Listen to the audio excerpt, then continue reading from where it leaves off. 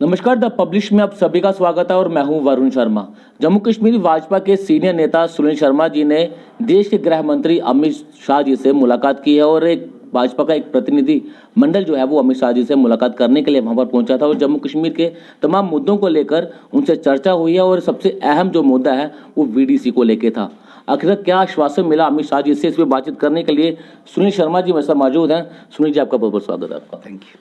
सुनील जी, आपने और एक प्रतिनिधि मंडल जो दिल्ली गया था गृह मंत्री जी से मिलने के लिए, किन किन मुद्दों को लेकर जो चर्चा हुई, खासतौर पर वीडीसी की अगर मैं बात करूं तो क्या आश्वासन जो है वो अमित शाह जी से आपको मिला है?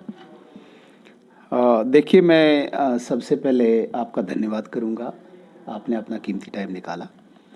विलेज डिफेंस कमेटीज़ जो 90s में बनी थी, बड़ी बहुत मेहनत के बाद भारतीय जनता पार्टी का शीर्ष नेतृत्व स्वर्गीय अटल बिहारी वाजपेयी जी, आदरणीय आडवाणी जी, स्वर्गीय चमनलाल गुप्ता जी के नेतृत्व में तब जम्मू कश्मीर में वो आंदोलन चल रहा था। तो उस वक़्त जितनी किलिंग्स हो रही थी, एक्सटॉर्शन हो रही थी, मैसेकर्स हो रहे थे, उस सब को काउंटर करने के लिए ग्राम सुरक्षा समितियां बनी थी जो प्रत्यक्ष रूप से आतंकवाद से लड़ने के लिए बनाई गई थी। और ये बात सबके सामने स्पष्ट है कि ग्राम सुरक्षा समितियों ने ज़बरदस्त काम किया और आतंकवाद के हौसले को परास्त करके उनको दफन भी किया।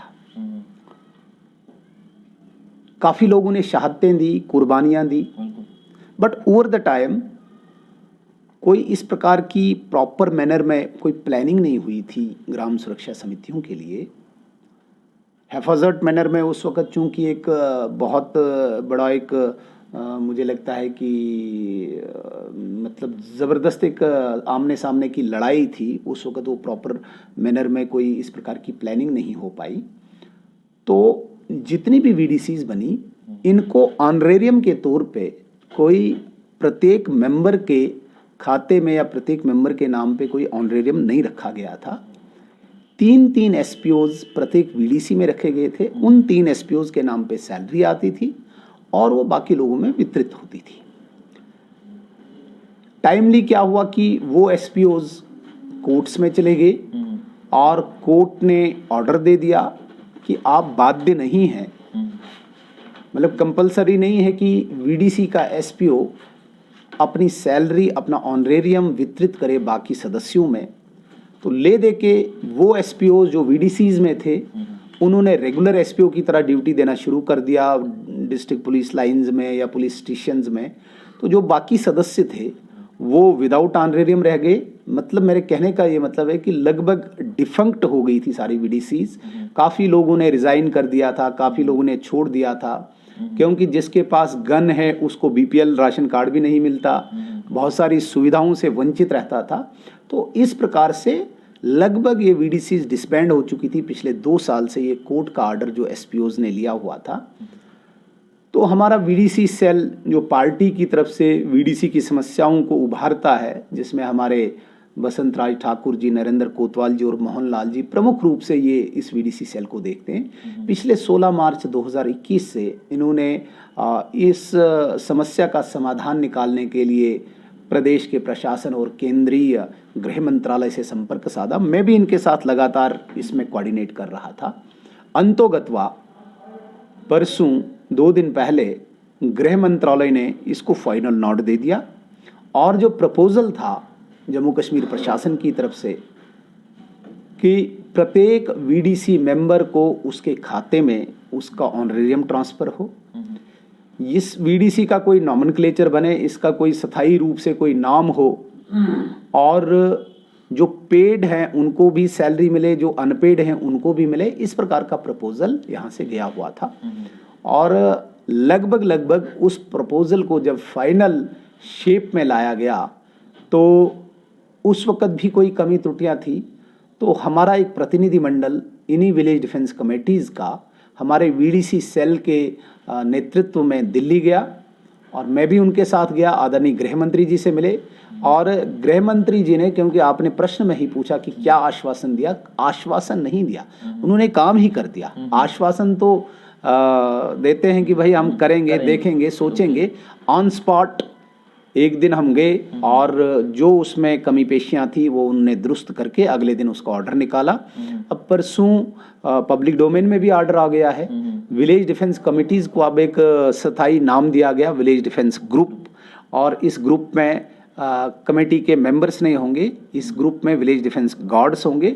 हर गार्ड का अपना अकाउंट क्रिएट किया जाएगा, सैलरी हेड क्रिएट किया गया है और हर गार्ड के खाते में वहाँ से डायरेक्ट ऑनरेरियम आएगा। ये एक बहुत बड़ा डिसीजन है, हिस्टोरिकल डिसीजन है।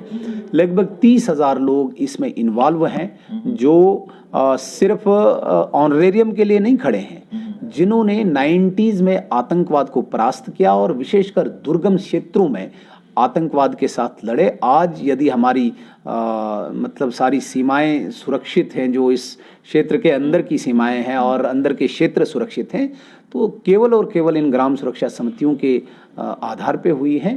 तो आज इसे डिफंक्ट नहीं किया जा सकता है। जिस प्रकार से पाकिस्तान में षड्यंत्र रचाया जा रहा है बार बार कि जम्मू कश्मीर में डिस्टेबलाइजेशन हो, किलिंग्स हो, वहाँ पे डर भय का माहौल पैदा करें, उसको प्रत्यक्ष रूप से लड़ने के लिए केवल हमारे पास वीडीसीज हैं, जिसको दोबारा से आदरणीय गृह मंत्री जी ने पुनर्जीवित किया है। आदरणीय नरेंद्र मोदी जी के आशीर्वाद से दोबारा से इस सुरक्षा ग्रिड को मजबूत किया गया है, जिसके लिए हम धन्यवाद करते हैं अपने केंद्रीय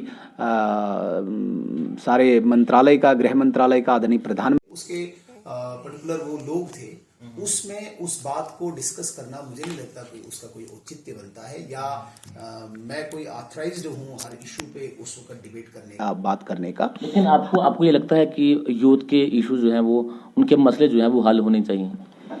आपको मैं एक बात स्पष्ट करना चाहूँगा, यूथ को भी पता है, हर एक को पता है कि ये जो मसले हैं, जो आज से 70 साल पहले के भी मसले हैं, आज ही हल होने और धीरे धीरे हो भी रहे हैं। अभी आपने देखा होगा TDL, PDL, इलेक्ट्रिसिटी डिपार्टमेंट के, उनका इशू रिजॉल्व हो गया, अभी VDC का इशू रिजॉल्व हो गया।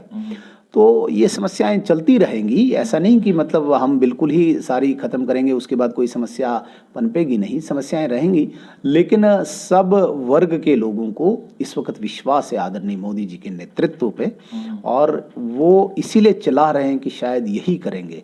अन्यथा मुझे नहीं लगता कि अगर उन्हें मन में पता होता कि कोई सरकार जो आगे है ये गूंगी बहरी है, ये हमारा काम नहीं करेंगे, वो चलाते भी नहीं। जो आपने पीछे भी देखा प्रीवियसली, कहीं ऐसा नहीं हुआ।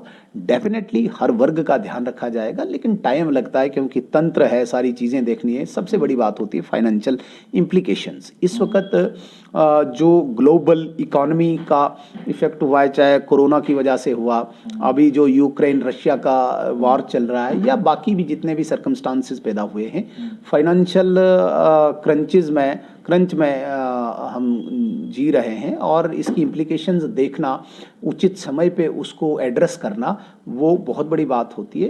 तो मुझे लगता है कि उन सारी चीज़ों को ध्यान में रखते हुए हर वर्ग के व्यक्ति को, हर वर्ग के लोगों को जो इस वक्त न्याय मांग रहे हैं, उनको न्याय मिलेगा। चलिए, बहुत शुक्रिया सुनील जी से बातचीत करने के लिए। सुनील शर्मा जी से हमने खास मुलाकात की है, जिन्होंने देश के गृह मंत्री अमित शाह जी से मुलाकात की है और जम्मू कश्मीर के जो मुख्य मुद्दे थे उनको लेकर वहाँ पर चर्चा की है, जिसमें सबसे अहम मुद्दा जो था वो VDC को लेकर था, क्योंकि जम्मू कश्मीर में जिस तरह से आतंकवाद एक बार फिर एक्टिव हो रहा है, उसे ख़त्म करना बहुत ज़्यादा ज़रूरी है। अगर इसे ख़त्म करना है तो VDC का एक्टिव होना बहुत ज़्यादा ज़रूरी है। बने रहना पब्लिश के साथ। धन्यवाद।